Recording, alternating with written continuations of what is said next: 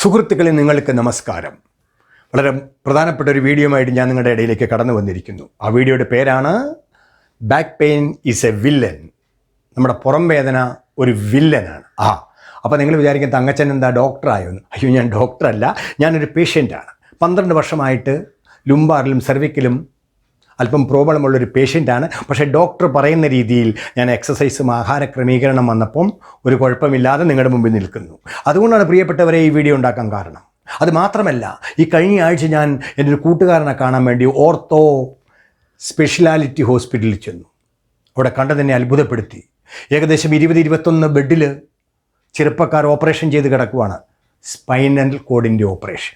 സെർവിക്കലാണ് ചിലർക്ക് ലുംബാറാണ്. അത് കണ്ടപ്പോൾ എന്നെ അത്ഭുതപ്പെടുത്തി. നമ്മുടെ സമൂഹത്തിൽ എത്രമാത്രം കുഞ്ഞുങ്ങളാണ് ഈ സ്പൈനൽ കോഡിൻ്റെ പ്രോബ്ലം അനുഭവിക്കുന്നത്. അതുകൊണ്ടാണ് ഞാൻ ഈ പുറം വേദന എന്നുള്ള ഈ ടോപ്പിക്കിൽ വീഡിയോ എടുക്കാൻ ആഗ്രഹിച്ചത്. നിങ്ങൾക്ക് ഈ വീഡിയോ കൊണ്ട് ഇഷ്ടപ്പെട്ട് കഴിഞ്ഞാൽ മറ്റുള്ളവർക്ക് ഷെയർ ചെയ്യണം.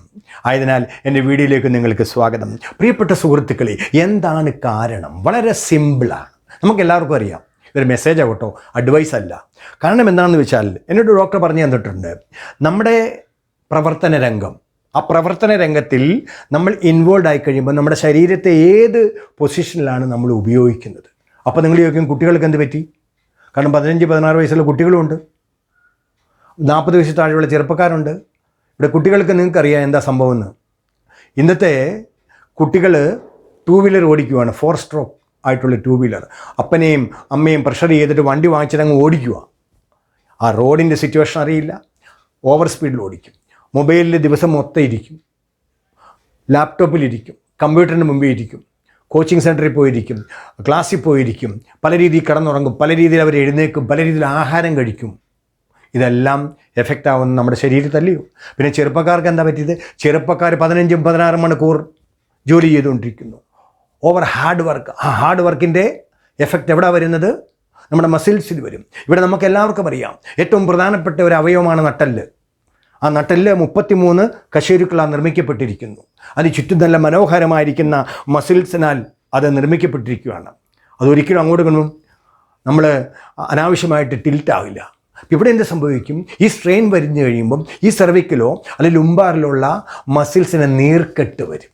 ആ നീർക്കെട്ട് നമ്മളെ അറിയിക്കും വേദനയായിട്ട്. അപ്പം നമ്മളതിനെ നെഗ്ലക്റ്റ് ചെയ്യും. ചിലപ്പോൾ നമ്മൾ ചൂടുവെള്ളം ഒന്ന് പിടിക്കും, ചിലപ്പോൾ ബാം പുരട്ടും. അതല്ല വേണ്ടത്. നമ്മൾ ശരിയായിട്ടുള്ള ഡോക്ടറെ അടുത്ത് പോകണം. ഇല്ലെങ്കിൽ എന്ത് സംഭവിക്കും? ആ നീർക്കെട്ട് കൂടി ആ പേശികൾ ലൂസാകും. അപ്പോൾ സെർവിക്കലെയും ലുംബാറിലെയും വെട്രിപ്രാക്ക് അനാവശ്യമായിട്ടുള്ള അനങ്ങാനുള്ളതായ ചാൻസ് കിട്ടും. രണ്ടിടയ്ക്കുള്ള കുഷൻ അങ്ങോട്ടും പോവും ഇങ്ങോട്ടും പോവും. പതുക്കെ അനേകം നെർവുകൾ മുകളിലോട്ട് പോകുന്നുണ്ട്, അനേകം നെർവുകൾ താഴോട്ട് പോകുന്നുണ്ട്. അതിൽ മോട്ടറി നെർവും സെൻസറി നെർവും ഉണ്ട്. അത് ടച്ചാകും, സ്പോണ്ടിലിസിസ് വരും. അപ്പോൾ ടച്ച് ആകുമ്പോൾ വേദന വരും, ചിലയിടത്ത് നംനെസ് വരും. അത് ശ്രദ്ധിക്കാതെ വരുമ്പോൾ മുന്നോട്ട് ഡീജനറേറ്റീവായിട്ട് ഈ ഓപ്പറേഷൻ ചെയ്യേണ്ട ഗതികേട് വരും. S1, L5, L3, C7, C6 operation ചെയ്തിങ്ങനെ കിടക്കേണ്ടി വരും. അതിനാൽ എനിക്ക് റിക്വസ്റ്റ് ചെയ്യാനുള്ളത് എൻ്റെ കൂട്ടുകാരോടും എൻ്റെ കുട്ടികളോടുമാണ്, നിങ്ങൾ ഒരിക്കലും നെഗ്ലക്റ്റ് ചെയ്ത് നിങ്ങൾക്ക് ജോലി ചെയ്യണം, നിങ്ങൾക്ക് പഠിക്കണം. മുന്നോട്ട് നമ്മുടെ ജീവിതം നല്ല രീതിയിൽ മുന്നോട്ട് പോകണമെങ്കിൽ എന്ത് ചെയ്യണം? ചെറിയ ചെറിയ വേദനകളെ നെഗ്ലക്റ്റ് ചെയ്യാതെ ഡോക്ടറെ കണ്ട് ഡോക്ടർ പറയുന്ന ഫോളോ ചെയ്യണം. ഇവിടെ ജോലി വേണം, നമുക്ക് വിശ്രമം വേണം, ആഹാരം വേണം, എക്സസൈസ് വേണം.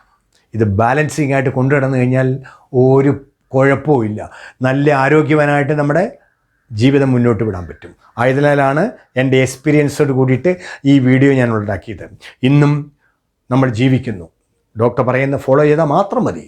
ആയതിനാൽ എൻ്റെ വീഡിയോ കണ്ട് ഇഷ്ടപ്പെട്ടാൽ മറ്റുള്ളവർക്ക് ഷെയർ ചെയ്യുക. അടുത്ത വീഡിയോയുമായിട്ട് വീണ്ടും കാണാം. നന്ദി, നമസ്കാരം.